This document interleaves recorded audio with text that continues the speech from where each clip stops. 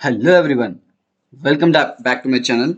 So today in this Unity tutorial, this is an English tutorial. So in this we are going to start C Sharp basics. So far we have learned Unity basics like Unity interface, about the windows, about the rigid body, colliders, and all other stuff. Okay, the basic thing we have the every required basic thing we have touched. So there are a lot of other things we need to go. So by working, whenever the time comes when we will use that, and at that time I will explain for you, sure. But if you have any doubts, if you want any specific video to be created, so please mention in the comment section. I will do the video definitely immediately. Okay, right. Now let's start the video without any further ado. So see here, C sharp. We are going to learn the basics of C sharp. Okay, not the Unity. C sharp. So what is a C sharp? First of all, C sharp is a programming language. It is a object-oriented programming language. Okay. So what is object-oriented programming language? You can ask that. So object-oriented programming, which is also called OOPS. Okay. Object-oriented programming language, which is also called OOPS language. It is the programming which runs around the objects which interact with each other. Okay, so which means if there is a light, this is a game object, right? Main camera is a object. Okay, do you understand? It If there is a two players, they will interact with each other. Those are also an objects, right? So these type of objects, the real world entities, or something like class is an object, right? So like this, it runs around we write the code using the objects. Okay, unlike the other like we have C programming language, it is a procedural language. Okay, it is not a object oriented programming language. Okay, and yes, C sharp is very flexible and easy to use, very easy to learn. Okay, it's very easy to learn, and I am going to take it slow, and I will teach you everything I know and everything I learned from my experience, and you will be able to make your own game by the end of this series. Okay, right. So what are the OOPS concepts? First of all, we will talk about the OOPS concepts and all other things. Okay, what are the OOPS concepts? So there is four different things. The main things, there is abstraction, encapsulation, inheritance, and abstraction, inheritance, encapsulation. Abstraction is the first one. Okay, so which I'm not going to explain about that, but it is something that we use in the the basics method. Okay, that is like a basic process how we save the information. Okay, just like that, there is an encapsulation which we store the multiple data in like a capsule. We will do it. Okay, I will also explain the definitions and all in a separate video. Okay, and there is inheritance, which inherits a class will be inheriting from another class, and there is a polymorphism. Okay, so polymorphism is like one with different forms. A single class will it will take a different forms according to the situation. It will take different form, or it is a single class with the same name, but it will take a different form. That is polymorphism. Okay, so abstraction, polymorphism, encapsulation, and inheritance, these are the main four things, four concepts of OOPS. Okay, now, so what are the other basics? So what are the basic levels of C sharp? What are the basics we need to touch? So there is syntaxes, there is classes, functions, and variables, data types. All these things are the basic things we need to learn in the C sharp. Not in the C sharp, in any other program. Any program we have data types, any program we have variables, syntaxes, right? So syntaxes vary from different language to different language. Okay, right. So first of all, how to create the C sharp. Okay, we will learn all I will talk about all these things. Okay, now at the basic level, and I will make a separate videos for every topic, like data types and everything like that. Okay, Right. First of all, I'm going to create C sharp script. Okay. You know how to create the C sharp script, right? You can name it. If you accidentally click outside, it will not give you the option to rename. So you can just right click on it and rename. That's it. Just open the video, open the script. Right. It is loading the project. Now we have the script. See here. What do we have here? See. So there are namespaces. Okay, namespaces is like it is a written script. It is just a script, but it is written by Unity itself. It is given by Unity itself. Like it is a main classes. We can take it from. It is like abstract classes. Okay, we can take. We can just take the information. We can take, you can import the information which is available in the system and system dot collections and all. These are the namespaces. We can derive everything in the namespaces and use it in our class. Okay, right. So we have the class. Okay, class is, what is a class? Class is like a blueprint. Okay, it holds every function or any logic we write for the code. Okay, it is like a blueprint. And there is function. Functions are which comes and executes itself when we call it. Okay, we can write our own function. And there is variables like uh, this is a variable. Okay, you can write here also, no problem.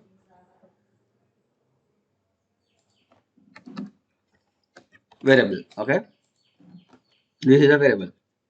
So what is this? This variable is like you can say we are creating it. Okay, we are giving an it. So we are giving a name. We are creating a storage packet. Okay, like variable is a small block which holds the data which is given to it. Okay, so variable is a small box kind of thing, small storage kind of thing. It is a pocket somewhere storage. It will have some storage. It will store the data whichever we give it to it. Like we gave the int, like so the variable, this variable will store the int data. Okay, whatever the data we give in the form of int, it will take it. If you give float, it will not take it. Okay, so then what is this int, float? All these things are data types. Okay, so what are the data types again? Data types, the name refers it. Okay, it is a type of data. Okay, what type? It tells what type of data it is. There is numeric and non-numeric. There is reference and uh, there is difference and value. Okay, like first of all, there is primitive. The hierarchy goes like this. I will open the Photoshop for you to better understand it. Okay,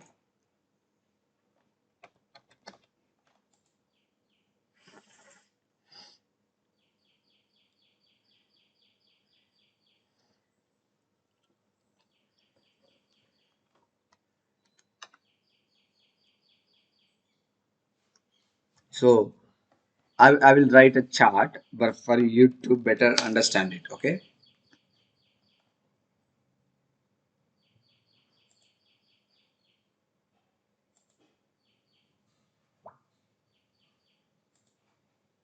okay. So the first we need to write like data types. Okay,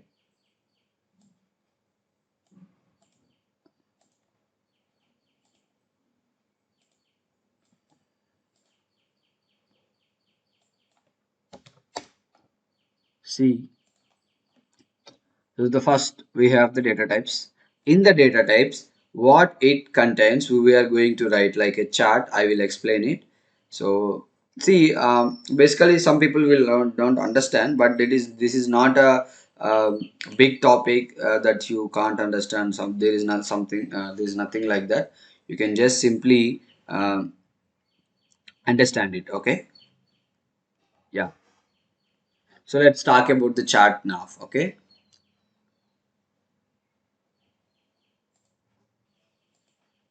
so the data types contains first thing is The first thing, it will divide into two types,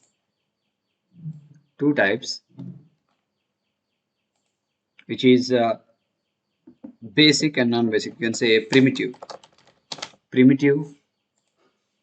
and non-primitive. Okay, so the basic stuff and not basic stuff. Okay, and other one, other again, the primitives are going to divide into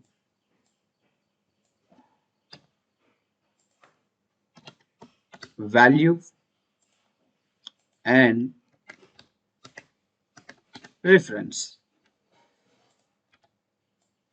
It is going to divide, the primitive is going to again divide into value and reference.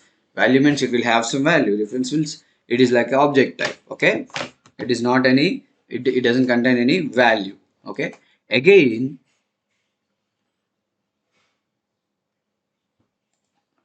the value is going to divide into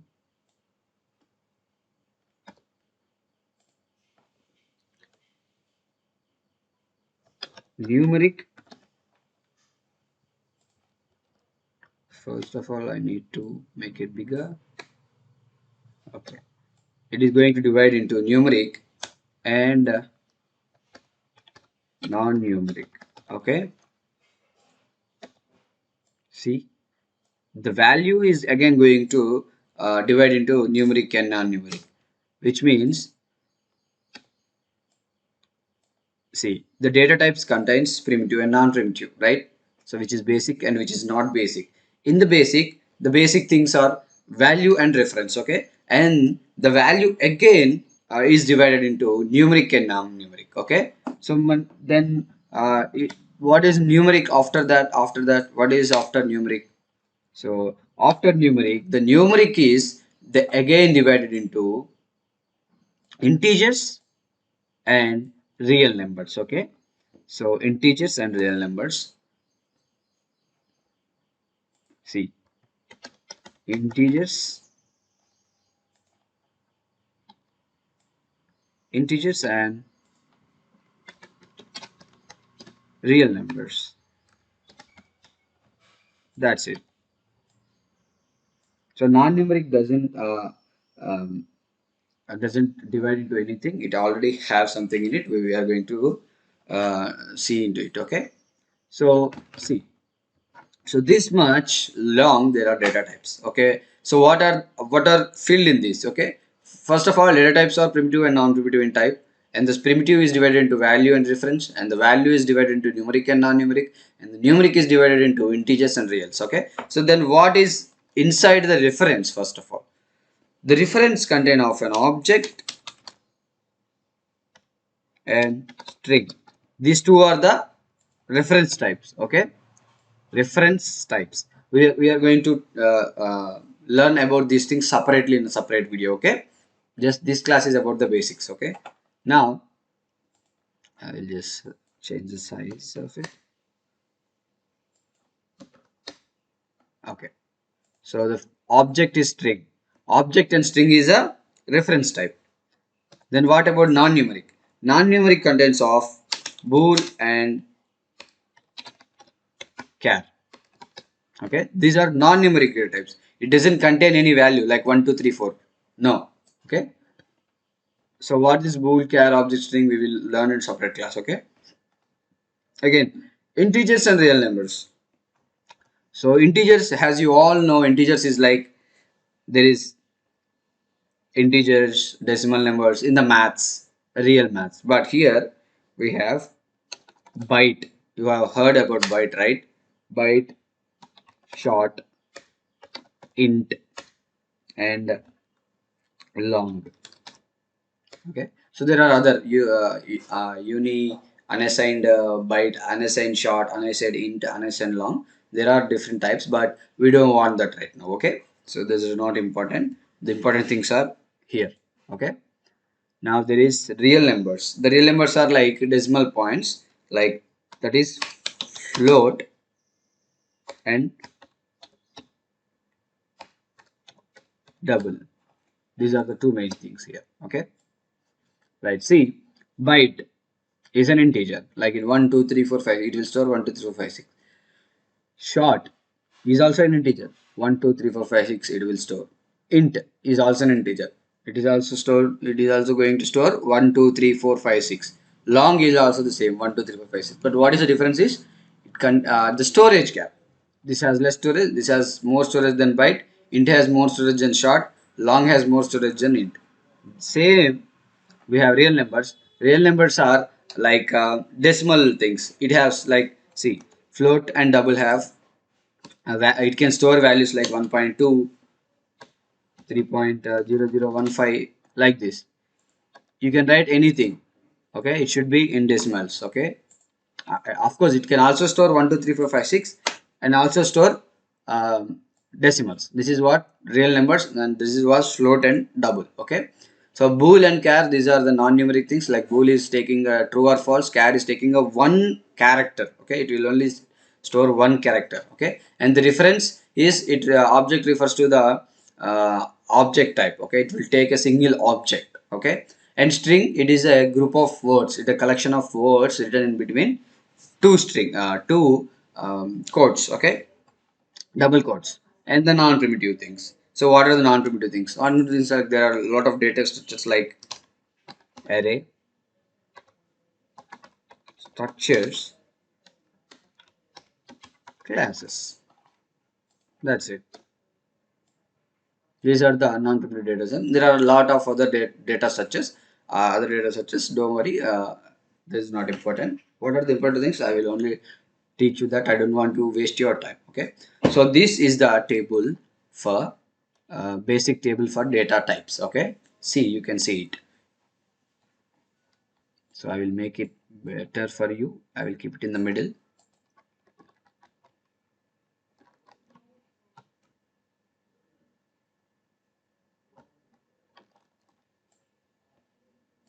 See, this is how data types are structured. Okay, right. So data types basics are completed for us. Now you know how to create the C sharp, what the structure looks like, what the class, what is the functions, data types. There are variables. Okay, so this is what C sharp actually looks like. Okay, so we are going to do some code in a few further classes, and also we are going to learn all the basics separately, like the integers, floats. We are going to learn separately, and I mean numeric data types separately, non-numeric data types separately, reference types separately. Okay, like this. Okay, so yes, this is the basics class for C sharp. I have introduced you to, like, kind of introduced you to C sharp, like basic stuff, like what will be in the C sharp script, what is the namespaces. I told you what is a class, how functions, I mean how functions look like, right? So the green stuff, this is green thing is a comment. We call it comment. Comments help us to identify what is the particular function is, what is the particular line of code is. Okay, it is like there is a void start, so there is a comment upon it. It is saying start is called before the first frame update, which means the comment is telling, it is explaining about this function, what this function is doing, right? What does this function does? That is what it is saying. So this is what comments are. These are just ignorable. Okay, the progress C# program doesn't consider this line. Okay, this is just ignored, right? So this is what the basics. Okay, now next, in the next class we are going to talk about everything separately. Okay, the classes separately, the functions separately. Okay, like this. So stay tuned to my channel, subscribe my channel and hit the bell icon for the notifications. And if you like this video, please give a like and share the channel, so that everyone should learn the should they should gain the knowledge, right?